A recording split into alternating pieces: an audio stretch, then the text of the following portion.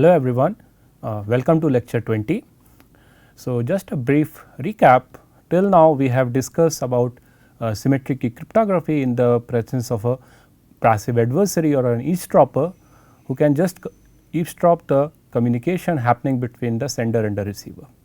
But from now onwards we will consider a more powerful adversary, namely an active adversary, and we will see what exactly are the harmful effects of the presence of an active adversary. More specifically, the roadmap for this lecture is as follows. We will introduce the active adversary and we will discuss the differences between a passive adversary model and an active adversary model, and we will also introduce the notion of CCA security, and we will discuss how exactly to approach designing CCA secure schemes from a CPA secure scheme.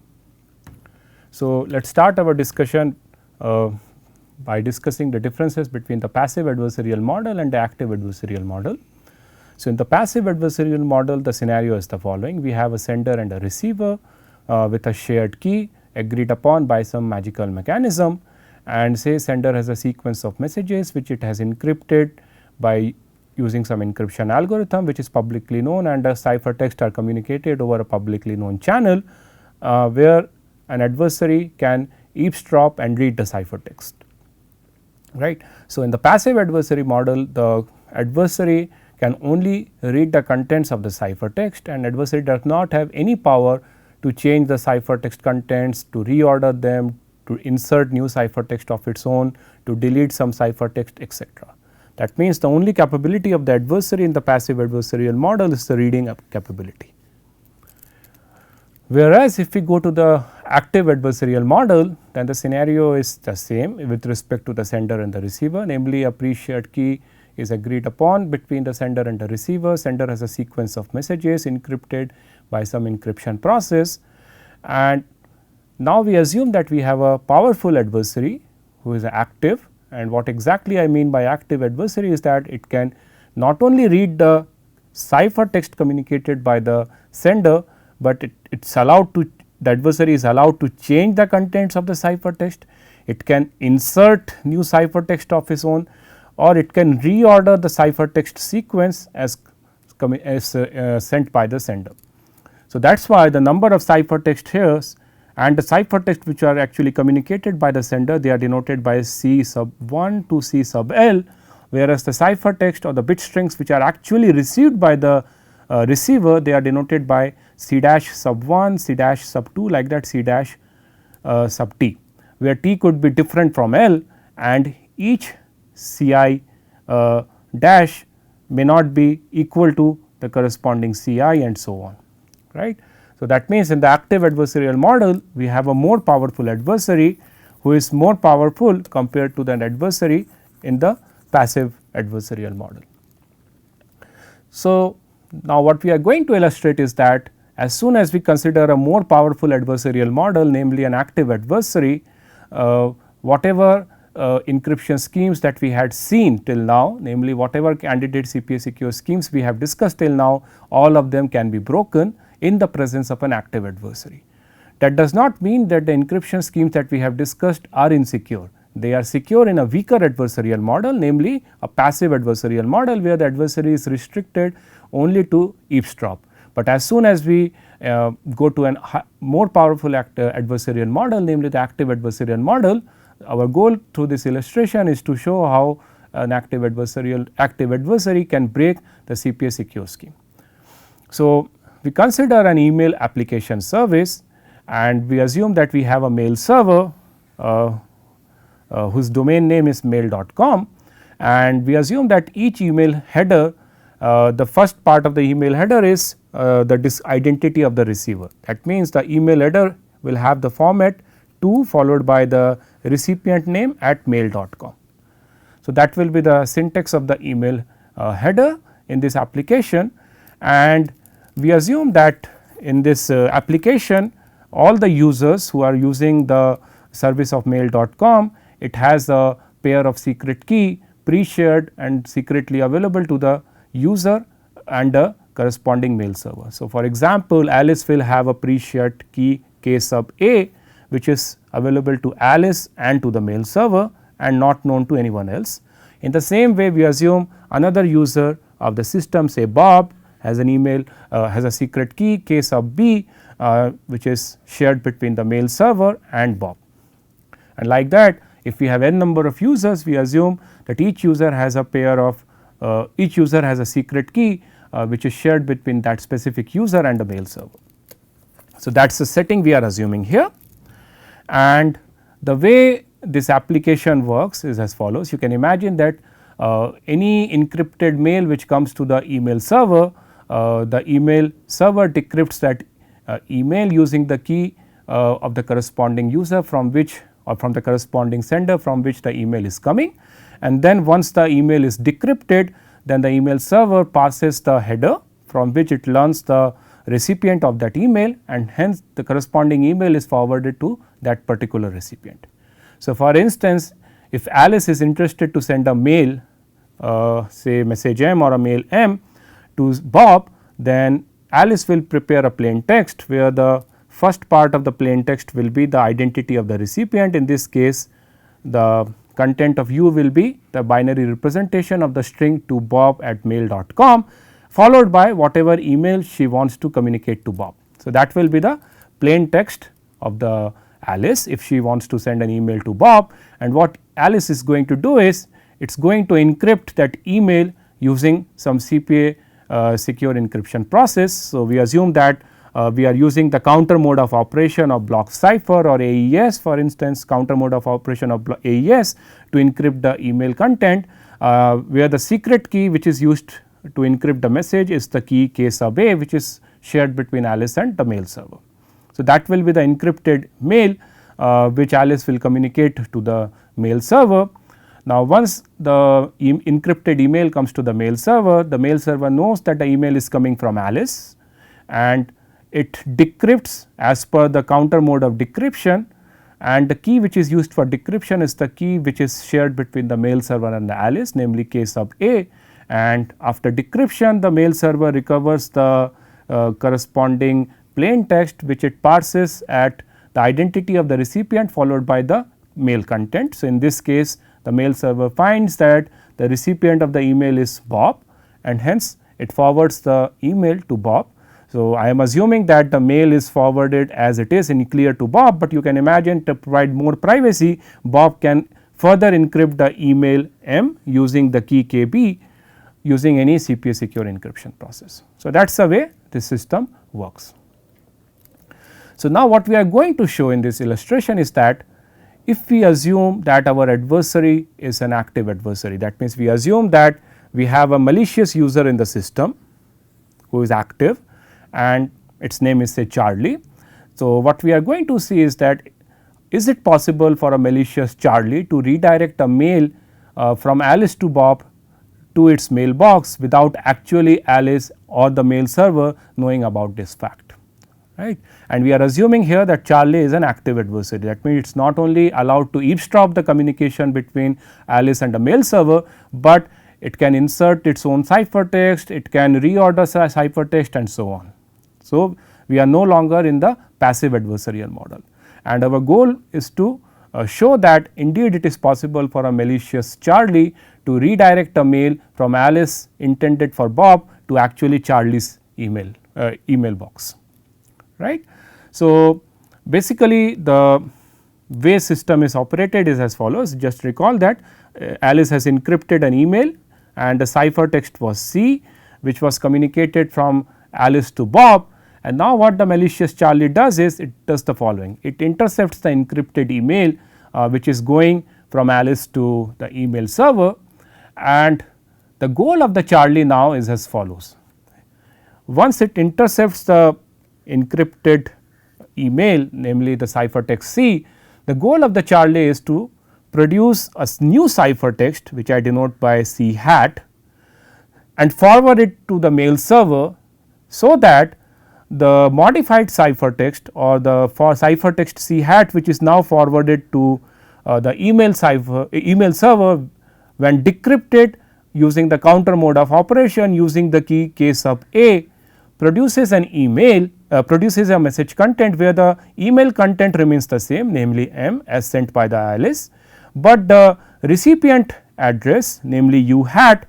instead of bob@mail.com, u hat corresponds to charlie@mail.com. If our malicious attacker Charlie is able to produce this ciphertext C hat from the ciphertext C, then when C hat is decrypted by the mail server, the corresponding email M will be forwarded to Charlie's email box instead of Bob's email box. So, that is what exactly is the goal of Charlie, and if Charlie is able to do that, the goal of the Charlie is achieved, right. So, this feature of producing related ciphertext C hat from an existing ciphertext, so that the underlying plain text underneath C and C hat are related, is known as the malleability of a cipher. And if the ciphertext, if the encryption process that we are using has this malleability property, then indeed Bob will be able to successfully achieve its goal. So, let us see whether indeed it is possible for Bob to achieve its goal if we are using a counter mode of operation. So, imagine that the email or the message which Alice has encrypted, it consists of the message block U and the actual email block say M. And for simplicity, I am assuming that both U, namely the identity of the receiver, which in this case is bob@mail.com, and the actual email block, all of them fits in 2 consecutive blocks of the underlying pseudo random function which we are using in the counter mode of operation. This is just for simplicity, but even if that is not the case, we can assume that the plain text U concatenated with M is encrypted as per the counter mode of operation. So, the way counter mode of operation would have operated on this plain text will be as follows.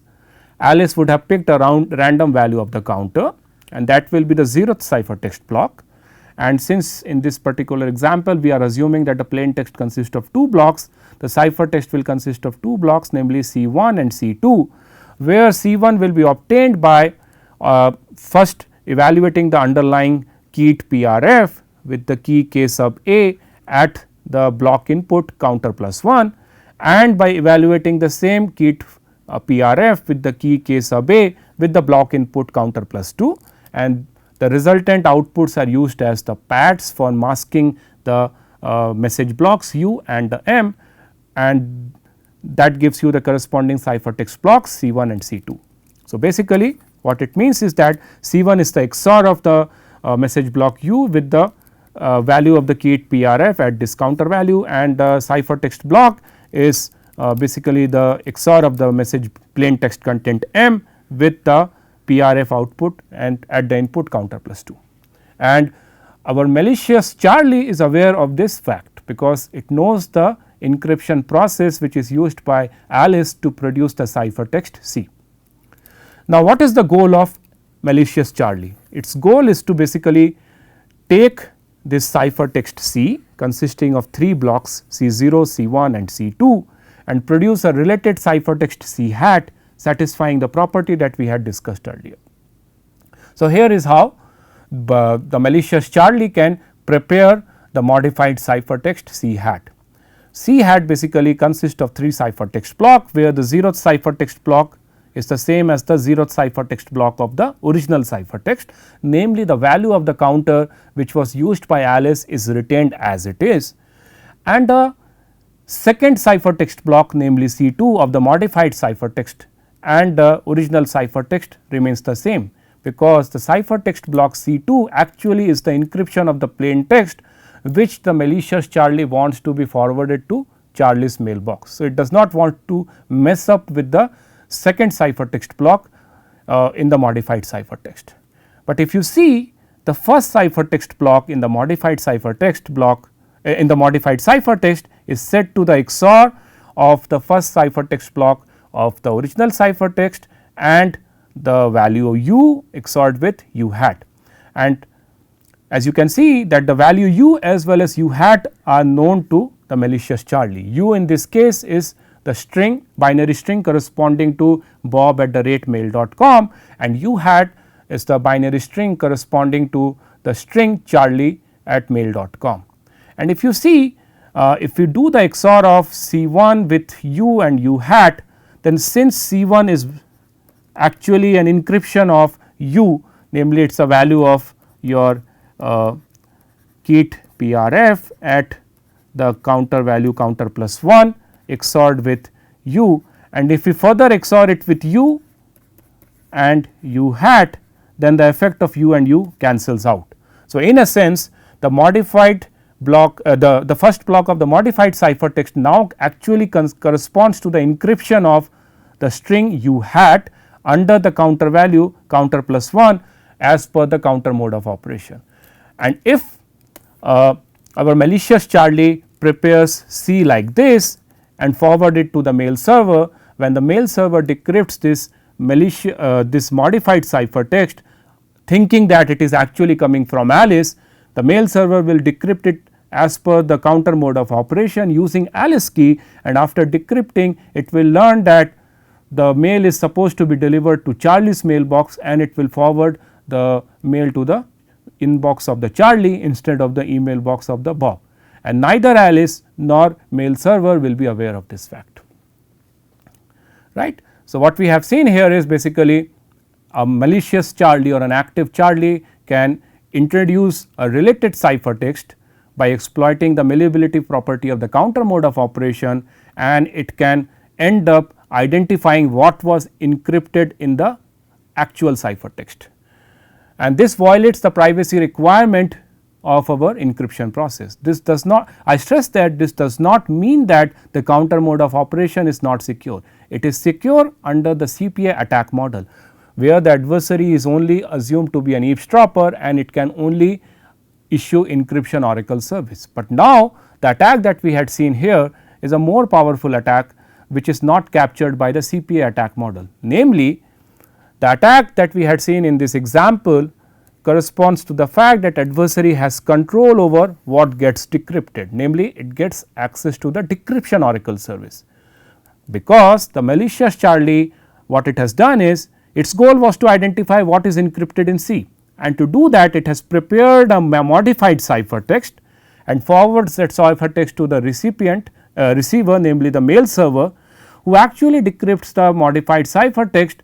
oblivious of the fact that actually it is a modified ciphertext coming from an adversary, and it naively decrypts the ciphertext and end up sending back the corresponding plain text to the adversary. So, that you can imagine as access to a decryption oracle service, which was not the case in the CPA attack model. In the CPA attack model, adversary is only restricted from having only restricted to getting access to encryption oracle service. We do not assume that it has access to the decryption oracle service. And the power that a malicious adversary is getting by having access to the decryption oracle service is that it is basically exploiting the malleability property of your underlying cipher. Namely, its goal was to identify what is encrypted in C, but to do that it prepares a related ciphertext, right, namely C hat in this case, and find out what exactly is the underlying plain text which is encrypted in C hat, and then by knowing the relationship between the plain text which was encrypted in C and the plain text which is encrypted in C hat, it can identify what was actually encrypted in C. So, this gives an adversary now more power compared to an adversary who is an eavesdropper and in the CPA attack model, right. So, in this specific example we have shown the attack with respect to the counter mode of operation, and I leave it as an exercise for you that all the CPA secure mode of operations that we had discussed till now, namely the OFP mode and CBC mode, all of them can be broken if we go to the CCA attack, if we go to an attack model where the adversary gets access to the decryption oracle service apart from the encryption oracle service. So, the discussion that we had till now motivates now that we have to model the decryption oracle service in the CPA game, and that leads to a more powerful attack model or more powerful notion of security which we call as CCA security. And as we have done for the CPA world, where we first define the single message CPA security followed by a multi message CPA security, we are going to follow the same exercise in the CCA world as well. That means, we will start with the definition of single message CCA security, and then we will proceed to the definition of multi message CCA security and so on. So, the essence of single message CCA security is that adversary's goal is to distinguish between an encryption of M0 versus an encryption of M1, where M0 and M1 are chosen by the adversary itself, even if the adversary gets access to two Oracle services, namely the encryption Oracle service as well as decryption Oracle service. So, more precisely, we have a publicly known encryption scheme over some publicly known plain text space, and the nomenclature of the experiment is priv k. We are in the CCA world, so that is why the superscript CCA, and we have the security parameter little n, and the game is played between an adversary and an experiment or a hypothetical verifier, where we have a pre-challenge training phase, challenge phase followed by a post-challenge training phase and an output phase. So, the pre-challenge training phase is similar to the pre-challenge training phase of the CPA model with some modifications. So, now the adversary can get access to the encryption Oracle service as well as decryption Oracle service. That means, it can adaptively query for the encryption of any number of messages of its choice from the plain text space, as long as the number of messages are bounded by some polynomial function of the security parameter. And to respond to this encryption Oracle queries, the experiment or the challenger runs the key generation algorithm, obtains the key which is unknown to the attacker, and the experiment or the challenger encrypts all the messages which are queried for the encryption Oracle service, and the corresponding ciphertexts are sent back to the adversary. So, even though in this picture I have shown that adversary is querying for all the messages in the single shot, but that need not be the case. Adversary can submit its queries for the encryption Oracle service adaptively. That means, it can first ask for the encryption of M1, and based on the response it can decide what should be the M2 that for which it should ask for the encryption Oracle service, and so on. And not only the adversary can ask for the encryption Oracle service, it can also ask for the decryption Oracle service, namely the adversary, since it knows the description of the encryption algorithm, decryption algorithm, plain text space and the ciphertext space, adversary will know the ciphertext space, and hence it can ask for the decryption of any number of ciphertext from the ciphertext space, as long as the number of ciphertext are upper bounded by polynomial function of the security parameter. And for responding to the decryption Oracle queries, the challenger or the experiment has to decrypt all the submitted ciphertext as per the decryption process of the underlying scheme using the same unknown key k. Again, the adversary can submit its decryption Oracle queries adaptively. That means, it can say, for example, ask first for the decryption of an arbitrary C1 and C2, and then based on the response that it sees, it can decide what should be C3 and so on. Moreover, the adversary is allowed to overlap its encryption Oracle queries and decryption Oracle queries in any arbitrary order. There is no restriction that it should first ask for encryption Oracle queries, submit its encryption Oracle queries, and then only it should submit its decryption Oracle queries. There is absolutely no restriction. It can go in any arbitrary order as long as everything is polynomially bounded. And once the pre-challenge training phase is over, the adversary goes to the challenge phase, where it picks a pair of messages from the plain text space with the restriction that their length should be the same. Apart from that, there is absolutely no restriction. The pair of challenge plain text which it is submitting, it could be any plain text for which it might have already asked for the encryption Oracle service.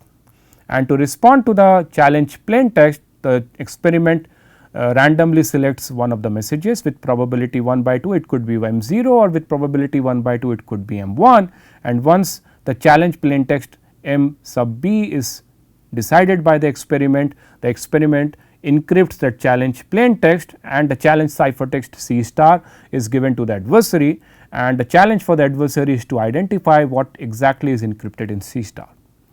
Now, we go to the post challenge training phase, where again adversary can adaptively ask for encryption of any messages of its choice, right. So, it can even ask for the encryption of M0, it can ask for the encryption of M1 or any plain text of its choice, and the experiment or the challenger responds by encrypting the corresponding messages, again using the same unknown key k. And not only that, the adversary can ask for the decryption Oracle service, namely it can submit any ciphertext of its choice with the only restriction that the ciphertext for which it is asking for the decryption oracle service, it should be different from C star, namely it should be different from the challenge ciphertext, because if the adversary is allowed to get the decryption oracle service even for C star, then easily it can identify what exactly is encrypted in C star, whether it is M0 or M1, and there is no way we can define any, we can give any meaningful notion of security. Also this models the reality, right. If we go back to the example that we had seen, namely the email service application, right. So the goal of the adversary or the malicious Charlie was to identify what is encrypted in C without actually getting the decryption oracle service for C, because if the malicious Charlie can get the decryption oracle service even for C, then it can trivially identify what exactly is the email which Alice wants to communicate to Bob. The interesting part there was that the adversary or the malicious Charlie was given access to the decryption oracle service for any ciphertext different from the ciphertext C which the Charlie is interested to decrypt. So to model that, in the CCA game we put this restriction that once the challenge ciphertext is given to the adversary cannot submit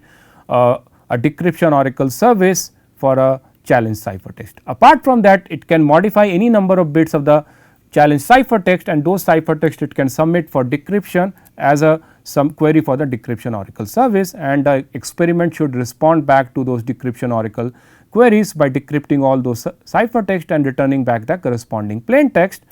And finally, the adversary outputs what exactly is the plain text, what plain text is exactly encrypted in the challenge ciphertext, namely it outputs a bit p dash which could be 0 or 1.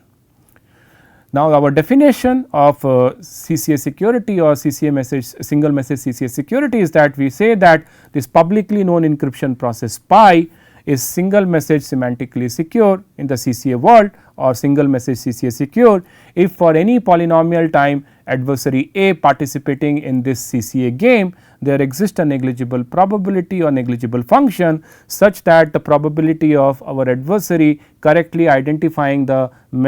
plain text encrypted in C star is upper bounded by half plus negligible, right. So we say that if adversary correctly identifies the message which is encrypted in C star, then the output of the experiment is 1, that means adversary has won the experiment, otherwise we say that adversary has lost the experiment. So the definition of the security is that adversary should not be able to win the experiment, namely it should not be able to output b dash equal to b except with probability half plus negligible. Why half plus negligible? Because there is always a trivial attack, namely a guessing attack where adversary A can guess whether it is M0 or whether it is M1 which is encrypted in C star, and the success probability of this guessing attack is 1 by 2. Apart from that, we are giving an extra negligible advantage to the adversary to identify what is encrypted in C star, because we are in the computationally secure world. An alternate definition for the single message CCA security is that for any polynomial adversary participating in this game, the distinguishing advantage of the attacker is upper bounded by a negligible function, namely it does not matter whether it is M0 which is encrypted in C star or whether it is M1 which is encrypted in C star. In both the cases the response of our attacker should be the same, namely in both the cases it should output with the same output, namely say b dash equal to 1. And it can be proved formally that both these conditions are equivalent to each other, namely if we have an encryption process which satisfies the first definition, then it implies that it also satisfies the second definition and vice versa. So depending upon our convenience we can use any of these two definitions. So now let us go to the multi-message CCA security game, which is more or less the same as the single message CCA security game, namely we have a pre-challenge training phase, a challenge phase, post challenge training phase and an output phase. The difference is only in the challenge phase, where now the adversary can submit a pair of vector of messages and the experiment responds by randomly choosing one of the two vectors with equal probability and encrypting all the messages in that corresponding vector.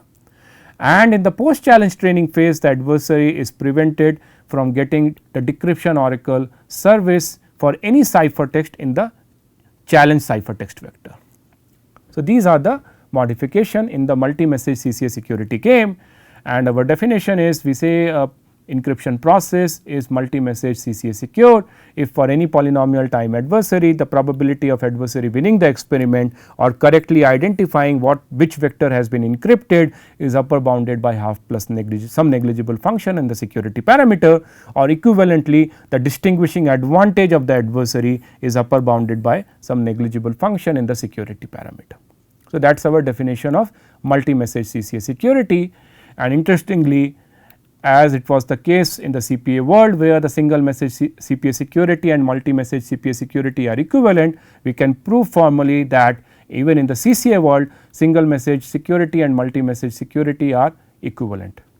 right. That means it suffices to design encryption process which are single message CCA secure, because this theorem gives you the guarantee that if it is single message CCA secure, then it is also multi-message CCA secure, and the consequence of this relationship between single message CCA security and multi-message CCA security is that if you have a single message CCA secure cipher for a fixed length messages, say for over a plain text space consisting of all bit strings of length big L, and if you want to encrypt a larger message consisting of several blocks of big L bits, then it suffices to divide your message into several blocks of big L bits and encrypt each of the blocks of the bigger message by running an instance of the fixed length encryption process and with the same key k. That is, you can reuse the same key for encrypting each of the blocks of big L bits of the larger message. And this relationship between single message CCA security and multi-message CCA security gives you the guarantee that this overall process of dividing your larger message into individual blocks of big L bits and encrypting each block independently but with the same key will give you overall CCA security, right. So, we now have the definition of CCA security, and our next goal will be to design candidate encryption process encryption schemes which are CCA secure, right. And what we are going to do is we will see a generic approach, namely we will see that how we can take encryption schemes which are secure in the CPA world and what are the modifications or what are the additional things we need to add to those encryption algorithms to ensure that those encryption process remain secure even if we take them to the CCA world. So, before going into that,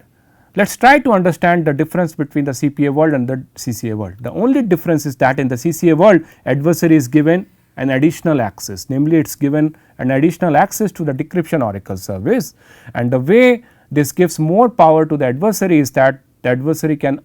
exploit the malleability feature of the underlying encryption process. That means what the adversary can now do is that if it wants to identify what is encrypted in a particular challenge ciphertext, then it can prepare a modified related ciphertext and get the decryption oracle service for the modified ciphertext, and then by exploiting the relationship between the plain text in the modified ciphertext and in the original ciphertext, it can identify what exactly was encrypted in the challenge ciphertext. And we had concretely seen that this happens when we have seen the counter mode of operation being used in the context of email service application, right. So, this clearly proves, or basically we can formally prove that if your encryption process is malleable, right, then it can never be CCA secure because of this fundamental fact, right. So, now our goal will be, if we are at all interested to design a CCA secure encryption process, we have to ensure that we have to ensure that the CPA secure cipher is modified in such a way that the decryption oracle service kind of become useless for the attacker. And what I mean by useless in this context is, if there is a malicious adversary which tries to modify a ciphertext and try to get the decryption oracle service for that, that should not be possible for the adversary. Namely, any modification of the ciphertext should be detected either by the sender or by the receiver, and as soon as it is detected, the receiver can simply reject those modified ciphertext. If we can somehow ensure this, then what basically this will ensure is that the decryption oracle service which the adversary was getting will become useless for the adversary, and hence from the CCA world we will back to the CPA world,